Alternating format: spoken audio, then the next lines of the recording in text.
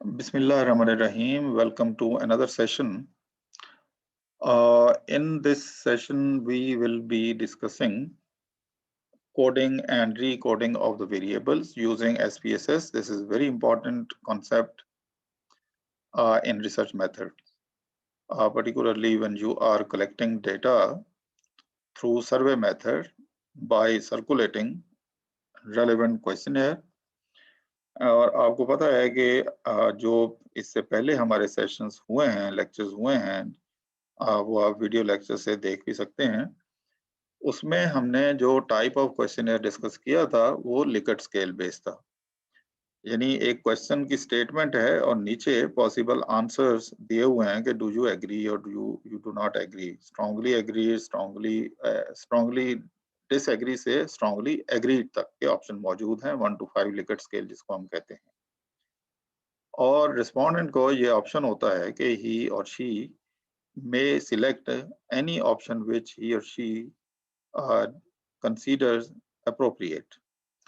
इसको हम कहते हैं, ये जो अभी तक हमने डिस्कस किया है इसको हम कहते हैं क्लोज एंडेड क्वेश्चन। तो जो आज हम डिस्कस करने लगे हैं ये है open ending questions. Open ending questions में आपको या रिस्पोंडेंट्स को आप पॉसिबल आंसर्स नहीं बताते, बल्कि उसकी राय लेते हैं, उसकी ओपिनियन लेते हैं, उसकी ऑब्जर्वेशन के मुताबिक, उसकी अंडरस्टैंडिंग के मुताबिक आपको उससे आंसर चाहिए होता है। ये मैं आपके साथ एक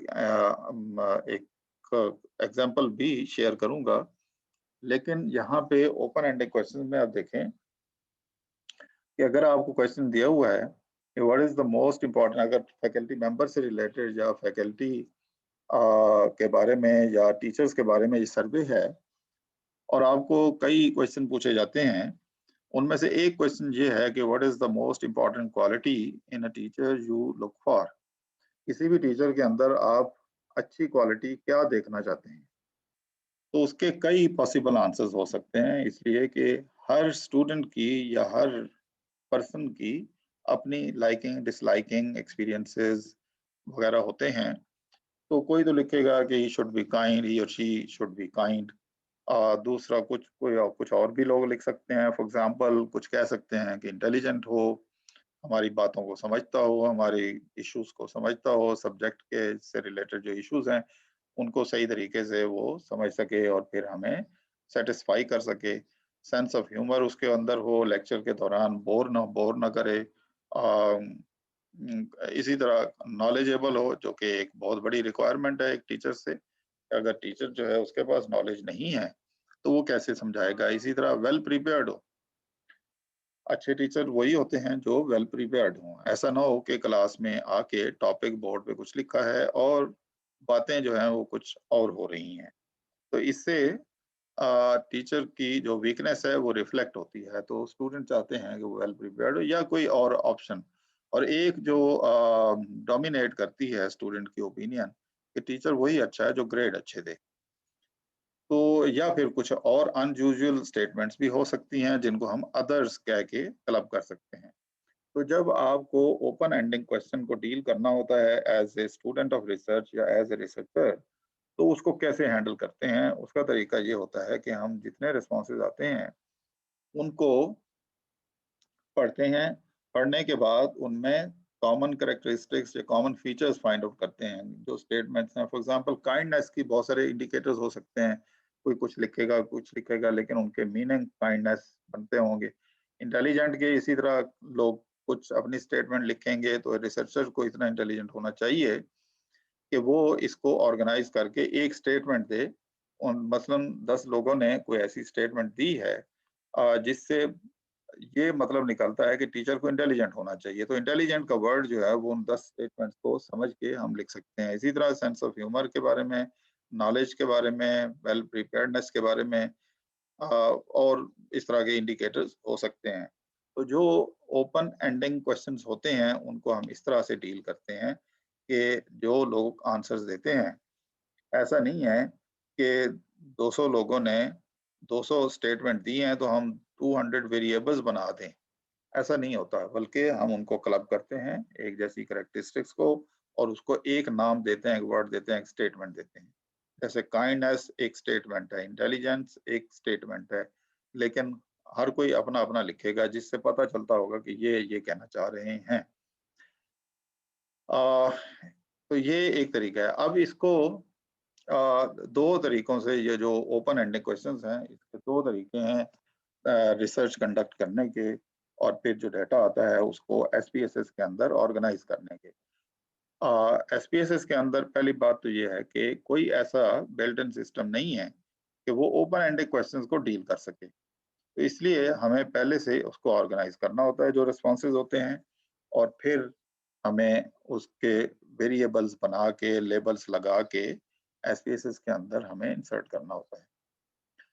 तो इसलिए इसके दो तरीके हैं। नंबर वन, अगर तो आपका सर्वे बहुत लंबा चौड़ा है, फॉर एग्जांपल कंट्री वाइड सर्वे है या प्रोविंस वाइड है, या ये आप कोई 2, 3, 4 सिटीज पे है, और सैंपल साइज जो है, यानी जिन लोगों से आपने सर्वे करना है, आप चाहते हैं कि कम से कम कोई 20-25 हजार लोगों का रिस्पांस आए, तो जाहिर है 20-25 हजार के पास आप बार बार तो नहीं जाएंगे पूछने के लिए कि ये जो आपने स्टेटमेंट दी है इसका क्या मतलब है। तो इसका एक तरीका जो है वो ये है कि हम पहले पायलट सर्वे कर लें। पायलट सर्वे का मतलब ये है कि अगर आपने 20-25 हजार लोगों का सर्वे करना है, तो आप पहले कोई 100, 50, 150, 200 लोगों का सर्वे कर लें।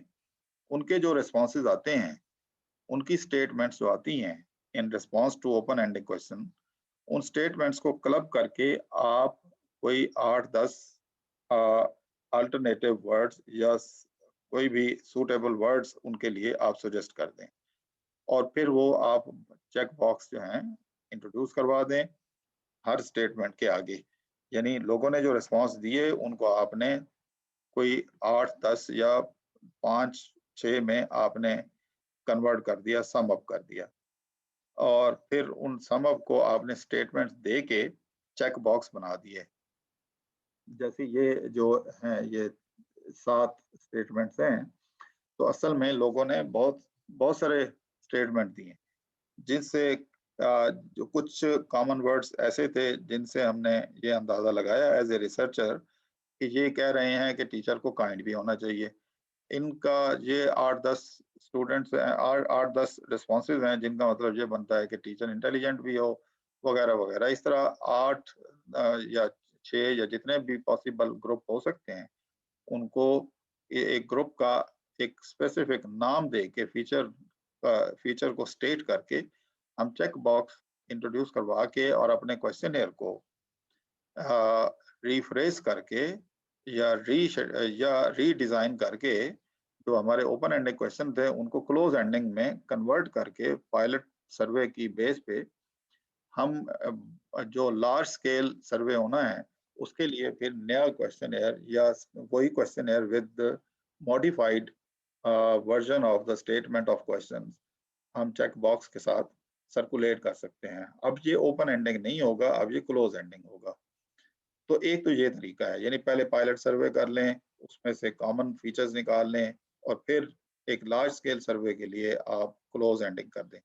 लेकिन अगर ऐसा नहीं, तो दूसरा तरीका फिर यही है कि आप कंप्लीट सर्वे कंडक्ट करें और फिर उसको कोड अप करें। कोड अप करने का क्या मतलब है? ये जैसे मैंने बताया कि कॉमन फीचर्स को कोई नाम दे के ग्रुप करके फिर हम, यानी instead of inserting 20,000 different answers, तो हम एक जो मल्टीपल क्वेश्चंस हैं, जिनके मल्टीपल आंसर्स हैं, जिनके एक एक दो दो स्टेटमेंट्स बन सकती हैं, उनको इस तरीके से हम वेरिएबल का नाम दे के हम एसपीएसएस के अंदर उसको ऑर्गेनाइज कर सकते हैं।